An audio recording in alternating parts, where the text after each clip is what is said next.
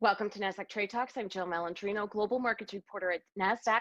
Building more diverse and inclusive workforces is necessary for companies to thrive in a post-COVID-19 world, and as many employees will continue to embrace remote working. Joining me to discuss is Tim Brackney, COO of RGP. Tim, it's great to have you with us. Welcome to Trade Talks.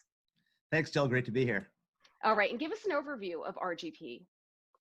Well, RGP is a Nasdaq-listed professional services firm that focuses on helping clients with their big initiatives, sort of in two ways, either in professional staffing or through project consulting, which is leading project management on transformational projects.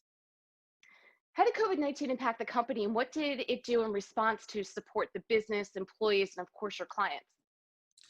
Well, COVID-19 was something that nobody could have ever anticipated.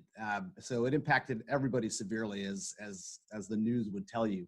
But what it did for us was it forced us to move to a more virtual environment almost immediately. And we lifted and shifted in real time, and we were there without missing a beat to support our clients.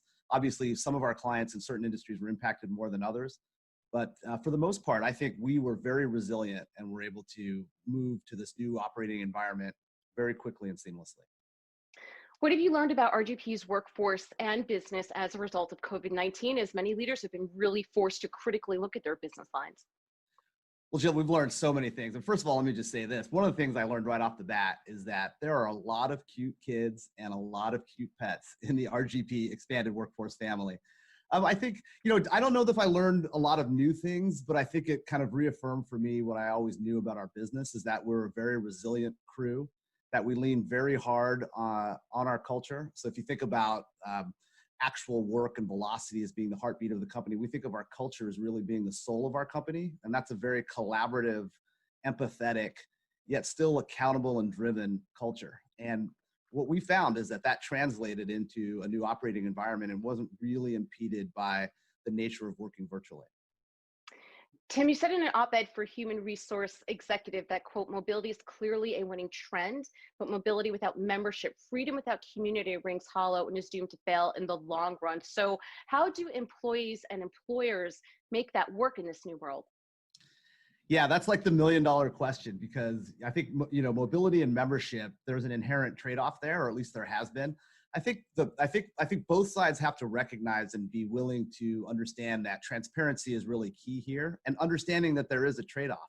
And as soon as people recognize that it's not a binary world, you can have your cake and eat it too, but it may not necessarily be the entire cake, but you don't have to make a choice between one or the other. The better off we are. Now, what I would say is that different industries and different companies are in different variations or different stages in the life cycle of the company. But what I would, I think that the companies that are already focused on membership, most companies are, which is trying to build community within their company. One of the things that they'll have to understand is that workforce trends are changing, and that they're going to have to be more transparent and more fluid with thinking about what career pathing is. If you're a company like ours, which was founded on the idea of mobility, where people could have more control over their career, put both hands on the steering wheel, we recognize that the winning trend is, how do we build community? How do we think about things outside just the financial incentives to be part of our company, and make people a part of our bigger community in terms of working within the places that they live and work, but also feeling a sense of belonging. And that really stems from culture. Like, how do we actually build those connections? And so both sides, wherever you are in the continuum, just have to recognize that while the trade-offs are there, the sides that can really recognize where you can maximize both of those things.